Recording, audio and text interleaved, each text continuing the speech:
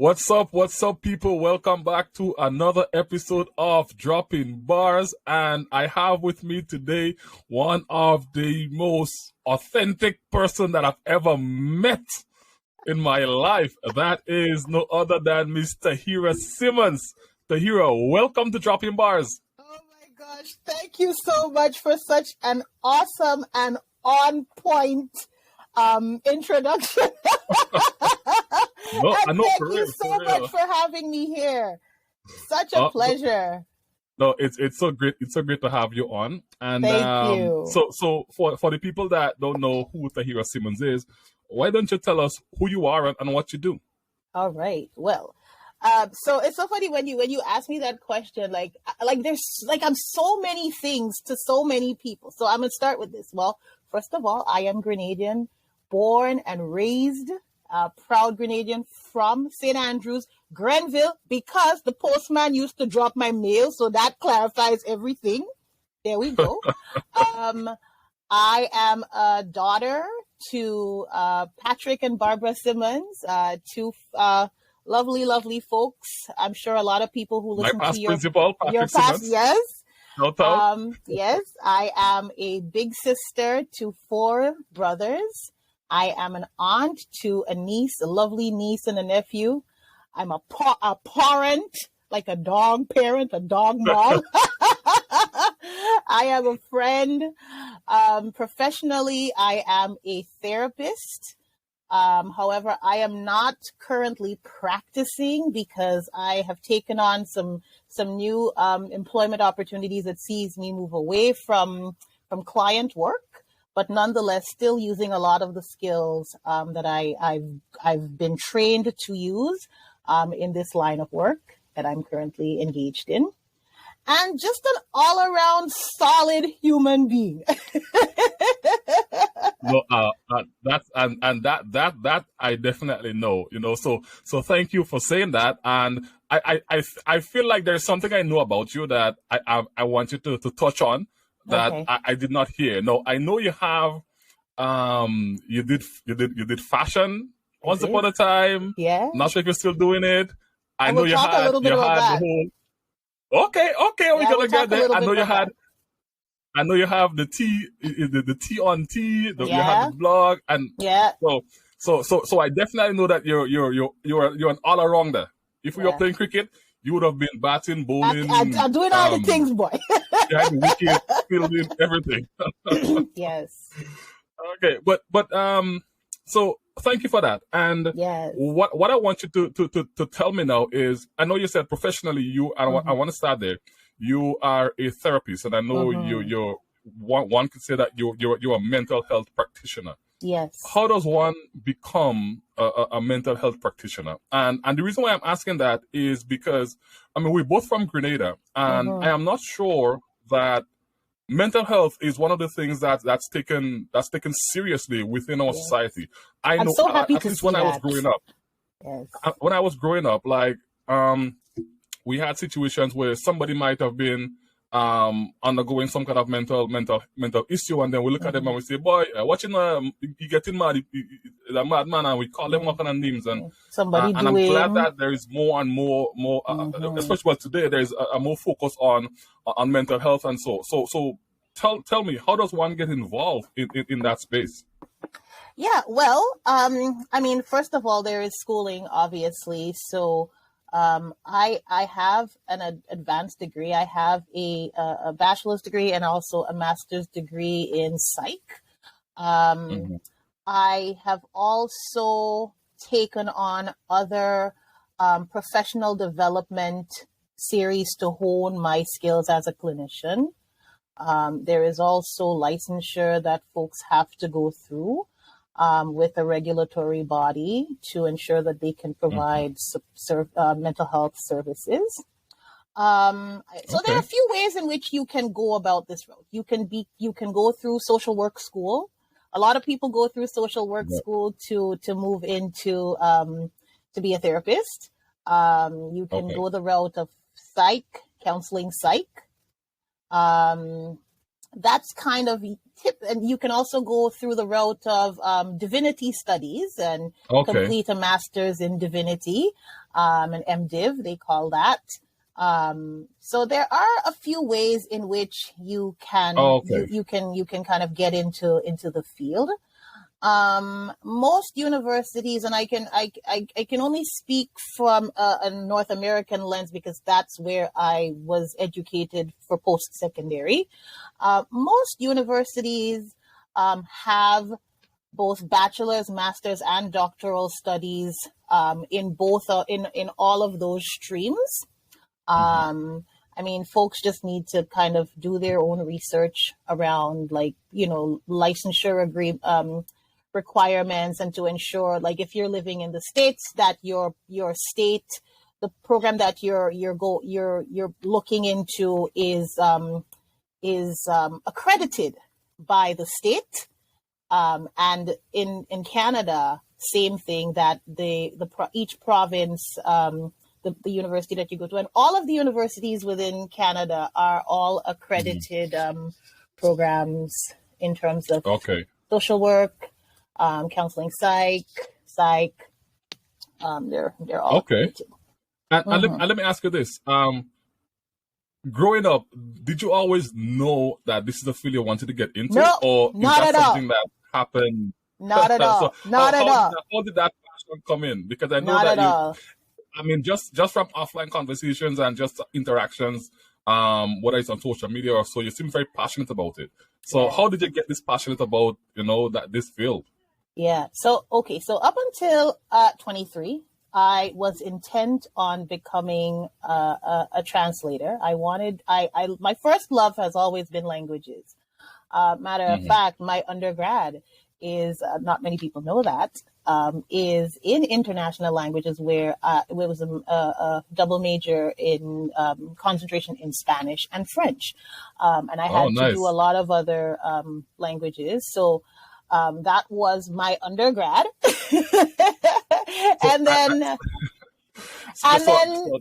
By the way, not to interject too much, but next time we talk, we'll be talking in Spanish. Lord, why you gonna do me this? It's been such a long time. Yeah, it's been such a long time. Yeah, so I was always intent on either becoming a modern languages teacher, or I wanted to do interpreting for the UN. That's what I wanted to do. As luck would have it, I decided to take an education course in my last semester of undergrad. Really liked it. And then I was kind of looking at, like, master's programs. I had applied to a couple of programs. Things were like, it was really expensive. And then I decided, with the university that I was attending, to apply to their behavioral sciences program. And I got in. And so I still wasn't sure, but I thought, okay, this field seems to be something that I could probably, like, make a living out of, and kind of, like, explore certain things. And so at the age of 23 and a bit, that's kind of where things shifted. And then I got into the field, kind of really doing day programming with folks navigating various mental health concerns and developmental delays. It just, then I moved into, like, residential programs. So I was working with young people who were just really navigating insecure housing, and of course coupled with other mental health concerns and whatnot. And it just kind of stuck, and just opportunities just started, like, coming my way in this. And I'm like, all right, okay, I'm pretty good at this. This is good. This is good. So it was an accidental good fortune. I mean, that's great, and it just so happens that you got into it and you loved it, and that's what you're doing now. Yes. So great. But were there any obstacles that you faced along the way, like as getting into that field? Well, I think so many people are Okay, I like to think of myself, I'm not a unicorn, but I am, because I'm the only person who has this DNA. However, there are a lot of people who are as skilled and as, have as much educational knowledge, even more. And sometimes it's hard to rifle through people's resumes and skills. And I think somewhere along the line, like, my resume got lost in the shuffle for a lot of different reasons. Funny story. So I remember maybe about 11 years ago, I had applied to this organization in Newmarket for an intake coordinator position. And I don't think anybody they didn't reply to me. I didn't get a response back. And do you know that maybe about 10 years after the fact, I got an invite from that same organization. 10 years after the fact. 10 years. I kid you not. 10 years. I got an invitation from the clinical director to apply for one of their child, youth, and family therapist positions. I didn't ask. They invited me. So you sent in your CV, your resume, no response. Prior, they're calling you. They're calling me. They're calling me for an interview. Because I had started doing some contract group work with them, and I was working there every 2 days a week on evenings, and things were going really well. I wasn't looking for a job with them because I had a job that I enjoyed. Right. And they called me and they're like, hey, we really would like to, interview you for this role. This role is becoming available and all of that. And I will also say this now, this was at a time when my mom had gotten sick. She was navigating cancer. And so a lot of things were up in the air. I was thinking, okay, I can't take this new job because if I do, then vacation, I'm up to 4 weeks at my current job. I need all my time because I'm not sure what's going to happen with mommy, so I need flexibility. And they waited for me for 4 months. Wow. To get my mom's treatment protocol and whatnot and kind of plans in order, and they waited for me for 4 months. Anyways. That's wild. Wow. Wild. Wow. That's amazing. Yeah. Wow. Okay. Yeah. Okay. I mean, that's really great. And kudos to you for that. So, Tahirah, now, yes. I imagine along the way, throughout your journey, now we spoke about your journey as a therapist and mental health practitioner and some of the things that you went through and how you got to where you are today. There are other things about you that make you who you are. Now, is this a point where we can kind of touch on them? Because let's go. I like the whole vibe. I remember one time I said to myself, you know what? Maybe I should go and be a model for your fashion line and everything. Why didn't you? So let's touch on that because these are like very different. Well, in my head, they're very different fields, but I imagine in yours there is a link. They're connected in some way, some shape or form. Maybe it's connected to your mission overall in life or whatever that is. So let's kind of touch on that a little bit. What's happening with the fashion? What's happening with the tea? What's happening there? Yes. Okay. So I think I want to go just touch a little bit on the thing that you talked about, like my mission. And I think that if I clarify that, I think that will really kind of tie into all the things that I get myself into. I think it'll clarify. So I think my mission in life is to embody hope and to embody that beautiful things can happen. Even in the midst of chaos and even in the midst of disappointment and challenges, and when the world feels like it's the dog's breakfast, that it's crumbling around you, that there can be pockets of hope. Right. And I think that everything that I've done in my life, I've tried to bring a little element of hope. So when we think about like my clothing, now I am a plus sized person. I've always had to navigate like clothes not fitting me the way that I wanted it to. So I've always had to doctor my clothes, like always. Right. As long as I could remember, as long as, you know, once I hit puberty, like it was game over. Like I had to like doctor all my things. Anyhow, so I learned to sew. Like my granny she used to sew. Both my grandparents actually. My grandmothers, they were both seamstresses. They both sewed. My dad's mom, Miss Bell in Grenville, like that's what she did. Everybody knew Miss Bell as a seamstress. Yep. My mom's mom, she wasn't as prolific a seamstress as my dad's mom, but she also sewed. And so I feel like I had this thing, like even if I wanted to or not. And I used to make little doll clothes like as a kid and whatnot. And then I learned right. how to like do other little things like, you know, and then it became a hobby. Like it became a thing that I turned to just because it sparked happiness and it sparked joy. And it was just something that I felt really proud of.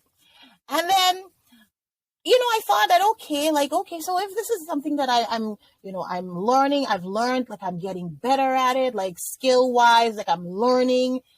And then somebody had the bright idea that I should monetize this thing. So I'm like, all right, well, I mean, let's see what, like, you know, you throw spaghetti at the wall and you see what will happen. Right? See what sticks. I have nothing to lose but time. And it's time well spent. Exactly. So I decided to take this hobby and monetize it. And for a while, it was really good because I made, you know, some money. But then I realized that it started to become a chore, and I no longer enjoyed there was no longer passion attached to it. And it felt like, you know, like a ball and chain, you know, where I had to do this thing. Right. And then I had to take some really serious inventory and say, okay, so if you absolutely hate it, or maybe not hate, but if you really, really dislike it as a monetary piece, maybe you should just pause and just do it for you just because you enjoy it. And that's that. Okay. Right. So I did it. And I had some really cool opportunities because of it. Like I was able to show some of my collection at Montreal Fashion Week, that was awesome. It was happening at a time when my mom was going through her chemo and whatnot. So it was, and then like it was a really good distraction at the time too. But then I realized that okay, like I really have to reevaluate passion versus monetizing and then it feeling like a chore. And I don't necessarily want it to always feel like a chore. So we take a pause for our cause. I'm not sure what will happen in the future. A pause for our commercial cause. A pause for our cause. Take a pause for our cause. So that's where the sewing is. That's where the sewing is right now. I still do a couple little things here and now. And there are some people, if they ask me, there are some people I can't say no to because these are my day ones, you know. Day ones. So I will still fix them up. But to say that I'm like I took down my shingle. I've taken down my shingle. Fair enough. Where that is concerned. Yes. Fair enough. And the thing is, like, and I applaud that, and here's why. Yeah. Because I believe that if we're doing something and we realize that it's no longer feeding our soul and feeding our purpose and feeding like what our mission in life is, then it's okay to just decide, you know, let's just reevaluate what we're doing. Let's just maybe pivot a little bit. Let's you know.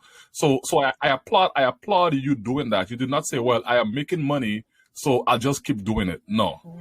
You said, you know what, despite what's happening, despite that there's money coming in, this is not making me happy anymore. So, and I applaud you having the strength to make that decision. Yeah. And there is one thing, I mean, you mentioned it throughout. I don't know if you want to talk any more about it. But you mentioned it throughout, and feel free to let me know if you don't want to kind of delve deeper into it. But I know you mentioned that your mom going through chemo and dealing with cancer and so. Mm-hmm. how did you like how did you deal with that with you? I know you're in Canada. Your mom is in Grenada, and she's going through this, and like I mean, I don't know, like, because I'm asking the question and I'm feeling very emotional. I can share. Absolutely. But I'm feeling very emotional just asking the question. How did you deal with that? As a daughter, I think you're the first daughter, right? I'm the first daughter, the only daughter. And the only daughter, right? Yeah. So how did you deal with that moment? I mean, thankfully everything is okay now. But how did you deal with that when she was going through that, and I guess the family and everyone would have been in this impacted. Yes. I mean, I've never been through it, so I don't know, but I know that it's definitely something that's tough to deal with. Yes. If you don't mind sharing, how were you able to deal with that in that moment? Yes. Well, boy, I ain't lied to tell you, it was hard. I never forgot. It was February the 6th, 2017, where like the confirmation came. And it was weird because I had the day off that day. It was a Friday. And it was cold because it's February. Mm-hmm. But I just remembered like getting the news, and then I just left the house. Like I just went walking. And then I found myself by the nail shop. Like of all the places to go, like the nail shop. And I just went and I got my nails done because I was like, well, I don't know what to do right now. This is hard. And I remembered crying all the way to the nail shop. I walked. I didn't even drive. Like I just left. I literally just put on my coat and I just walked, right? But, my mom is one of the most pragmatic people I know in life. Like she is pragmatic to a fault. And it was almost as if, I believe that there was an element of like not being sure what would happen.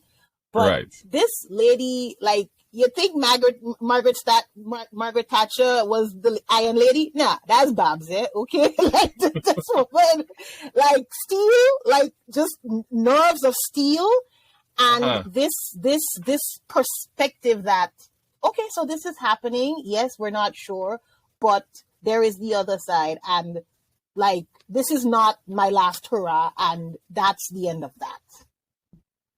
And then I remembered her telling me, don't cry. Like, this is not a death sentence. And I will do everything that I have to do and then some to ensure that I give this all I have. Right. And I mean, it was also really good that as the five of us, we were able to kind of stagger going down to be with her and daddy and whatnot to really kind of, make it as workable a solution. We even, she didn't want to come. She didn't want to come here. She's like, if I come here, you are the only support that I have, and I need all the supports that I have in order to beat this. My church family, my friends, I need the sunshine. I cannot do this thing here. Okay. So we had to go down and I was there when she started chemo. I was there for her first chemo appointment. I had to tell you how this woman dreaded. Like before the chemo took her hair, she shaved her head. She was like, nah, I ain't doing this. I am not going to let this, I'm not going to deal with this. She cut off all the hair. So she's like, you know what? You're not going to take it. I'll do it myself. I'm going to do it myself. Right? Awesome. And so I think my mom's, her countenance and just how she approached the disease was the strength that everybody needed to really kind of rally around her. And my dad, my dad has always been a stand-up guy, but God bless him. Like my dad, he it was almost like my mom's job during that time was to get better. And he took over everything. Like everything that needed to happen. Everything. And it's not like I didn't expect because that's the kind of person that my dad is. But to see it in action, and it was at that point I realized, like, if I had to get a husband, like, I can't take, like, I can't deal with no kind of person, because you know, when the for better and the for worse come, I don't need to have somebody sitting down while I'm going through the thing by myself. Right. Because challenges will come. Right? And if ever there was a situation that solidified that my dad is like one of my number one heroes, that was it. That was it. Yeah, man. Big up to Tricks. My past biology teacher, my past principal. Yeah. So I mean, I know, I definitely know he's definitely a stand-up guy. And what you say now, it's like, I mean, obviously he's your dad, so you would have been with him all your life. So absolutely. Yeah. And he definitely set the bar so high that anybody can just come to you and just say, well, you know what? I know good thing, you know. I know good thing. I know good thing. Oh gosh. All right, awesome. You know, and I mean, you said something, and it's really. It really touched me, and that is, and I'm paraphrasing, is that your mom, when she's going through that, it's like when she should be, I would say, gaining strength from everybody else to fight it, it's like everybody was getting strength from her, and from her, just how she was dealing with it. And it's like she decided that, no, this is not going to be going to be it for me. Like, I'm going to beat this. And I was reading a story one time. I don't know if it was allegory or whatever it was, but it was a story of a guy who, they said that people was complaining he was just too positive, and things would happen, and they would ask him why you do this, and he would be like, I chose to. And one day I think he was working on like some scaffolding or whatever, and he fell. And everyone thought he was gonna die. He was in the hospital, and like that was it. Like there was no way that he could survive that. And he survived. And people ask him, "Well, how did you survive?" And he said, "I chose not to die." Yeah. So it's just like, this is where it's all in the mindset. Right and, here. Exactly. Right there. Exactly. And that's so amazing.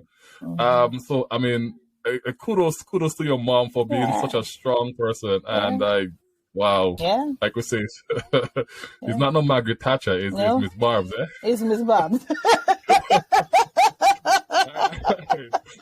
Good. So I wanted to turn gear a little bit, because I mean you've had a wonderful journey, you've had ups and downs, you've dealt with a lot of things. And I imagine somewhere along the way that there were lessons that you learned that I'm pretty sure you can share. What are like 3 lessons that you learned along the way that you can share with our audience? Yes. So, oh gosh, well, there's so many lessons. I tried really hard to truncate it into 3, but I have 4, so pardon. Hit us with the 4. So I think the first thing for me, at least, is I'm big on perspective taking. Right? Perspective is where we kind of look at what's happening and really make a decision on how we're going to see what is happening. Right? So it starts here. And so, I guess perspective is also linked to cognitive flexibility, where we can navigate the challenges of life with a relatively optimistic and realistic view of what is, right? Right. So being able to take perspective with everything that happens in everything that's happening for you, I think that's a big one for me. And then taking it one step further, the language that you use, right? So taking, for example, let's say things that are happening, like, okay, let's take, for example, gas prices. People complain about gas prices. Now, if you drive, you have 2 choices. You can park your car and walk, or you can drive and make changes to navigate the uptick in gas prices. At the end of the day, you have to do something. So I choose not to complain about the gas prices. I will just tailor, whatever it is. So maybe I can't Uber eat every other day. Maybe I might have to do it once a week. right? Or the other day, I had to fork out almost $1,000 to fix some stuff on my car. And I mean, it'd be really easy to say, oh God, that again.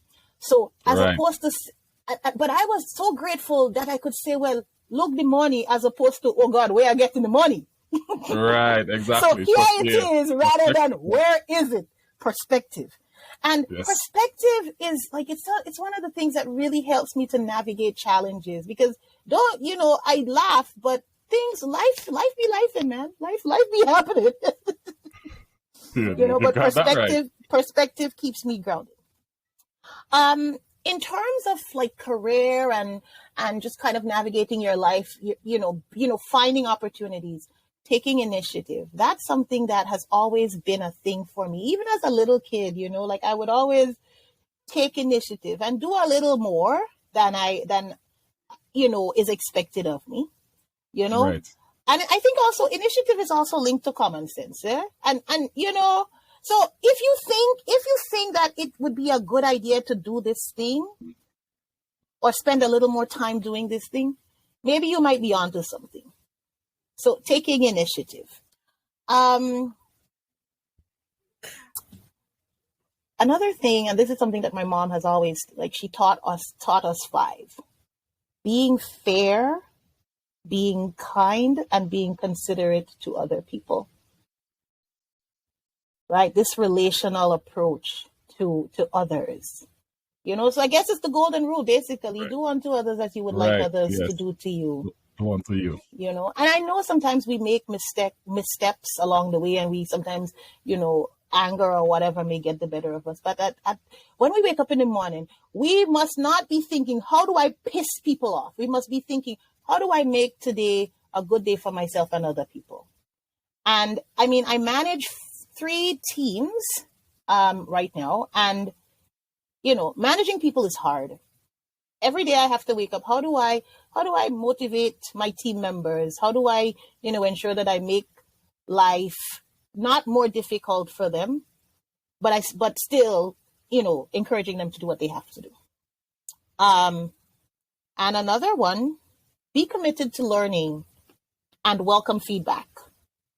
Because we may have a perspective of what's going on for us, but other people see, and they may be more objective, right? So we may not necessarily like it, but we can take it, sit with it, and really, really see, how we can incorporate some of these suggestions into what we do. Now, my dad, in as much as I think I'm his favorite child, actually. I think so. You know what? I'm cutting this out. I put it back to the other line. Right? Okay. We're all his favorite children. He loves us all equally and differently. But my dad is one of the people who is not afraid to tell me, like, hey, like, you're being a bit much right now. Like, have a few seats. He's not afraid to hold me accountable. And I love that for him. And I think that's something that he's always done, even as a little kid growing up.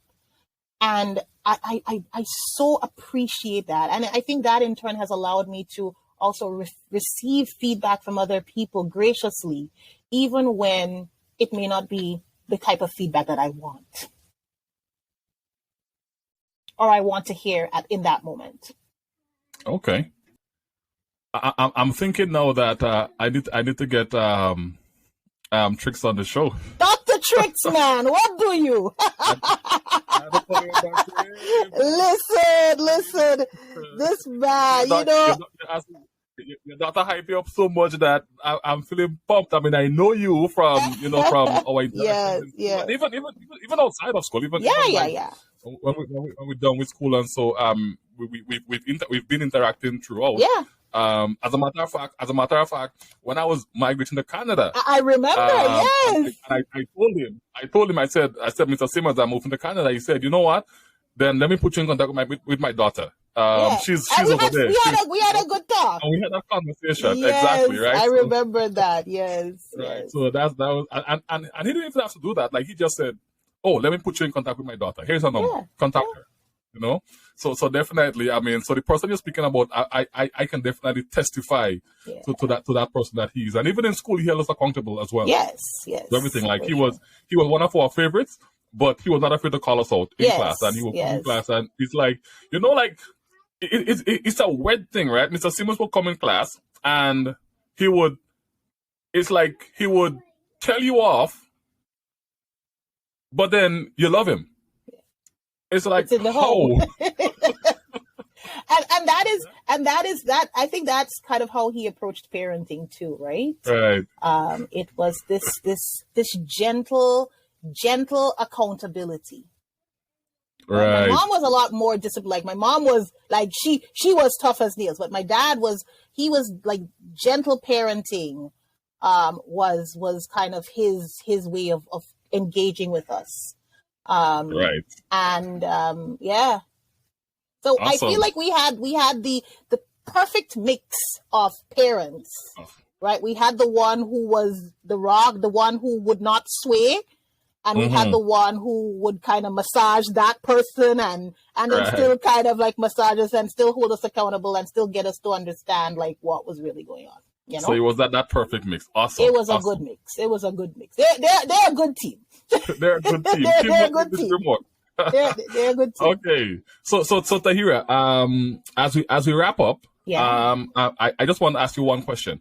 Now, if you could speak to young Tahirah at, let's say, 12 years old, what is one thing you will say to her?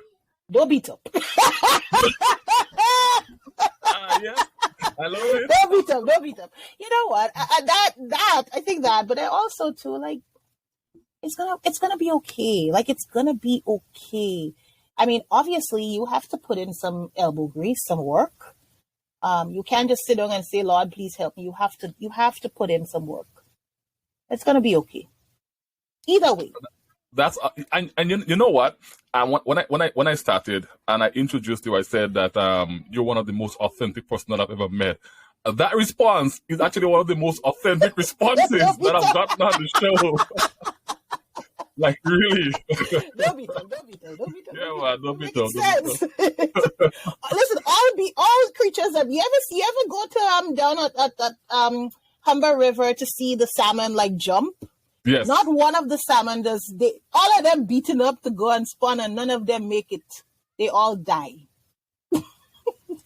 Right. So there we go. So I mean, lessons from the salmon. Don't beat up. Lessons for the salmon. Awesome. From the salmon. Don't beat up. So thank you so much, Tahirah, for being here. Thank you for coming on and dropping bars with me. I really appreciate you, and I appreciate you. It's all good, man. It's all good. Right. If there's one thing that COVID has taught us is that we think that we're doing things in silos, but things are all interconnected, and we roll with it. Don't be tough. Exactly. And that was. I'm not even removing that clip because I'm not even going to be tough. Don't move it. The background. That's it. It is what it is. So, it is what it is. So thank you so much for being here, and thank you everyone for tuning in to another week of Dropping Bars. Again, Tahirah, thank you so much, and I'll see you guys next week for when we have another episode of Dropping Bars. Thank you. Thank you. It's all about life lesson in a youth.